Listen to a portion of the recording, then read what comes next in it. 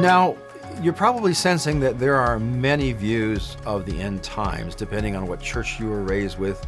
Catholics have a view, the Protestants have a view, Pentecostals have a view, and on and on and on and on. But there's a question that every one of those groups asks is, how do you prepare for the end times? What is really, really good news is that it's not about somehow making God happy. It's about receiving his promises, but there's a very simple way to do it, and I would just use one simple sentence: grow in your friendship with Jesus. Again, grow in your friendship with Jesus.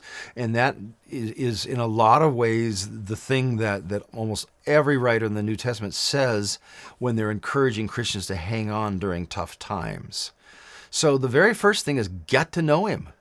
How do you get to know him? That's by getting to know his story. Who is this person? Who did he claim to be? What did he do? How did he impact people? The easiest way is to start reading the stories about Jesus. We call them the Gospels. And I would start, if you haven't done it before, with the Gospel of Mark. It's the shortest, lots of action. Then if you wanted another dive in, I'd maybe take the Gospel of Luke. And then I would read after that. After Jesus rises from the dead, he commissions his disciples to go out and make disciples. What does that look like? Then read the book of Acts. If Luke and Mark are stories of Jesus, the book of Acts is a story of Jesus' followers. This begins to give you a sense of Jesus' character. And that's a good way to know who he is. And then from there, just start having conversations with him. Talk to him about anything. And the Bible gives us permission even to argue with him when we're mad at him. So I would say just get to know him, start talking with him, and in the process, your trust in him will grow. And as your trust in him grows, he'll start rubbing off on you. And you'll find yourself following his teaching and literally starting to take on the character and actions of Jesus. One of the ways to reinforce that and even accelerate it is hang with Jesus' people. Get together and encourage each other. Maybe read scripture together.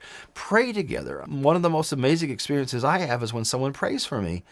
And right next to it is when I pray for someone else. God always shows up. Even if there isn't any discernible change, somehow God's still there. And then the other bottom line is just be intentional that you treat others around you like he treats you. And literally be Jesus to people. The more you sink into this, the more you'll be ready for anything, regardless of whether it's the end times, good times, tough times, whatever it is.